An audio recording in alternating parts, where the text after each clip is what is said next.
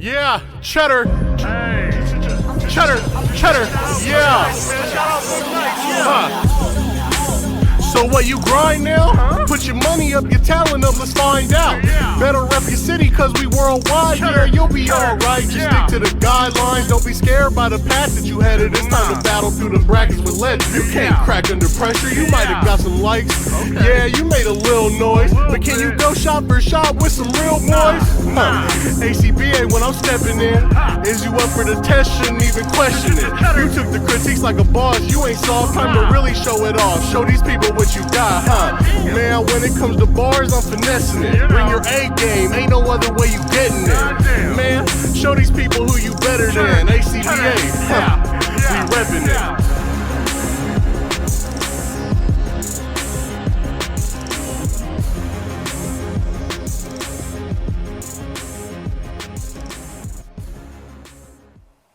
Hey there YouTube viewers, Rectangular back, this time with another haul video. Here we have some loose Marvel Legends that I picked up from different places. On the left we have a pair of Absorbing Man arms. I got those off of eBay for $7 shipped, not too bad.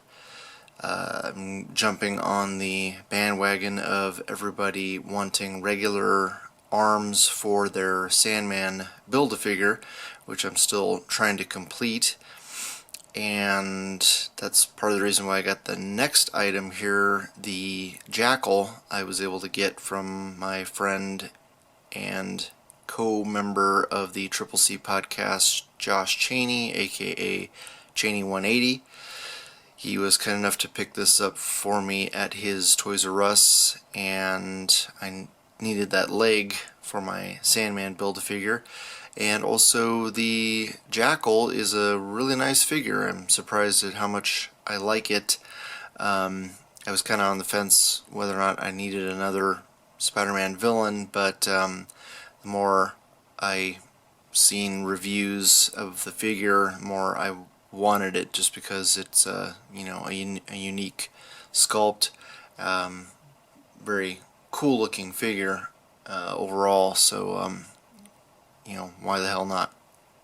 So thanks again to Josh for that. And on the right I got another Marvel Girl, Rachel Summers from the Brood wave.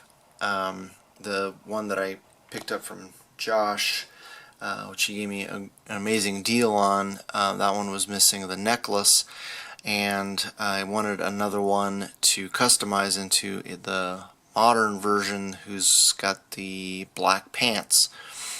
So I got this one off of eBay, and you know, she did have the necklace. Looks like she's missing some paint on her hair, on the top of her head, and the flesh tone on her torso is a little bit faded, but I can definitely make it work for how I'm gonna modify her. So yeah, I've got plans for basically removing the upper half of the body and adding different legs to the figure to give her those black pants, and then I'm going to repaint the top, and yeah, I guess I'll probably have to repaint the gloves as well. Alright, so with that, let's move on to the next set of items. Continuing on my quest to complete the Sandman Build-A-Figure, we have the Green Goblin here on the left from that wave. And yeah, initially I was on the fence whether or not I wanted to get Green Goblin because I have the Toy Biz one, which is still a very good figure. The main issue with a lot of those Toy Biz figures as they start to age is breakage and joints becoming loose. So I hesitated for a while and then said, you know what, just I need to get it. So I was lucky enough to snag him off of Amazon, and you know, also gives me the heads for the Sandman Build-A-Figure. So yeah, I'm glad I picked him up. He looks pretty damn decent. Michael Wisman was saying that his only complaint was that the color of purple on his torso doesn't quite match the colors on his gloves and his head, but at least here in the package I'm not really noticing that. I guess once I take him out and get him in the light, maybe I'll notice it. But yeah, I definitely like the look of this figure. And then on the right we have Sabine Wren from the Star Wars Black Series. I have been buying fewer and fewer Star Wars Black Series figures. I have not watched Rebels, but I plan to here pretty soon, especially after watching Rogue One, which if you haven't seen it, I would definitely recommend it if you are a Star Wars fan. It was a really good movie, and we go into depth talking about that with Star Wars superfan Mike Wang on the C.C.A. podcast, so look out for that episode coming in less than 2 weeks. But looks like a pretty damn good figure. I think she's, besides Darth Revan, she's the next most sought after figure in that wave. Paint looks really good, and I got lucky that apparently there is a variant of this figure that has pegs that go from the holsters into the legs, and mine so far, I have to take her out of the package, but so far just looking at her in the package, it does not look like she has those pegs, so hopefully that was just like a limited run that had those, because I don't think it's going to work out that well, especially for those of us who do A.C.B.A. So yeah, she looks like a decent figure, and she's going to look pretty cool in some sci-fi setups that I plan to do in the future. Alright, with that, let's move on to the next set of items. Last but definitely not least, we have the SH Figure Arts Black Panther from the Captain America Civil War movie. Wow, I was really nervous about whether or not this thing was going to show up. I had my pre-order from Nippon Yasan get canceled, or actually my account get canceled because I canceled some other thing I ordered. I don't even remember what it was, and so I had to go the eBay route. I had to pay about $10 more to get him, since he's a Japanese exclusive. And yeah, I was nervous about what was actually going to show up, but yeah, this thing is definitely a welcome addition to my collection. So let's get him out of the package. I want to show why I'm so happy to have this figure. Here we've got Black Panther out of the package, and man, just you can't really appreciate this figure until you have it in hand.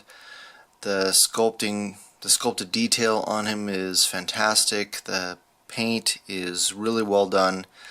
I only have two minor complaints about this figure. One is that his ankles are just a little bit on the chubby side. I think they could have tapered those down, his shins down just a little bit more. That's a very minor complaint, and the most common complaint, which I agree with, is that on these attacking claw hands, they should have sculpted some retracted or non-retracted, some extended claws. They do have claws on there, but they're not protruding from the fingertips, and they're not painted with any significant amount of silver paint. So I'm gonna have to do some sculpt work there, unless I find a way to modify a pair of hands from the Marvel Legends version. And initially I decided not to buy this figure because the Marvel Legends version turned out so nice, but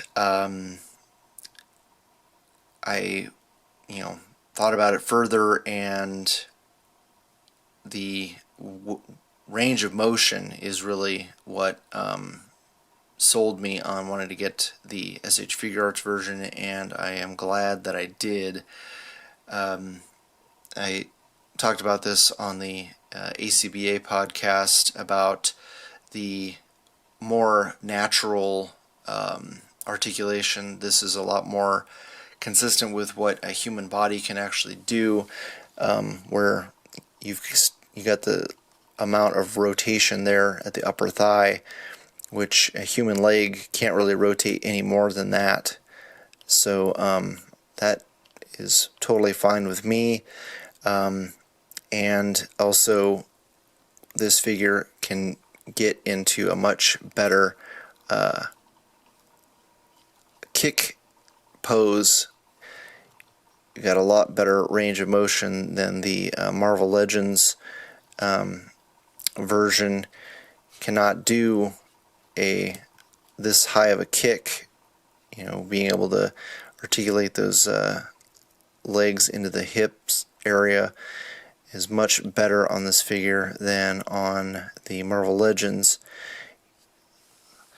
That pose is much better than what you can get here from the Marvel Legends, which I will attempt to do side by side. So there you go. On the right we have the Marvel Legends version of Black Panther, and even putting him in a really contorted, awkward looking pose, I can't get him to kick any higher than this. You know, it gets worse if I try to make him look more natural. You know, this is the best, you know, worst case scenario to trying to how high to get him to kick. It's just not going to happen.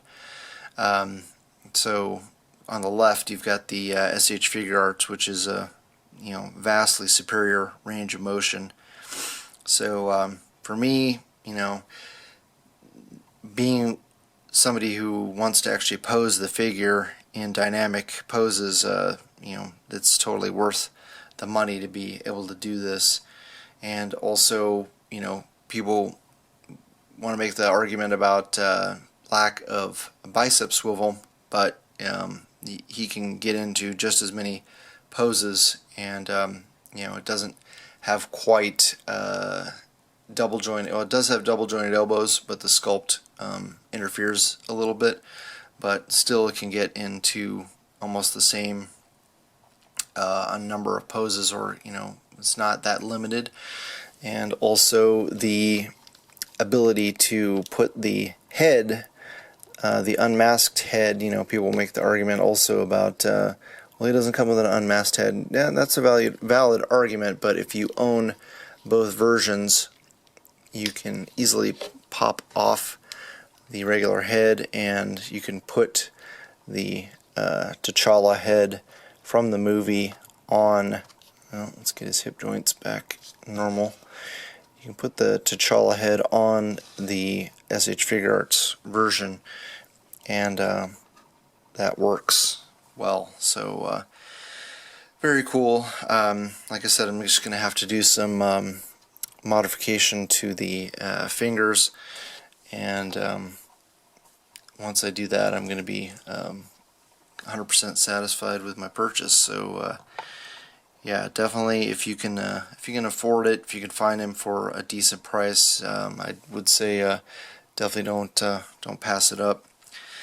And yeah, very cool.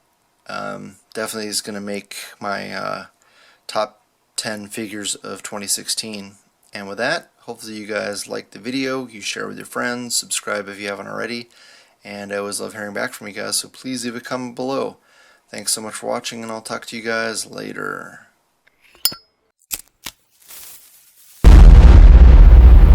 That's crispy.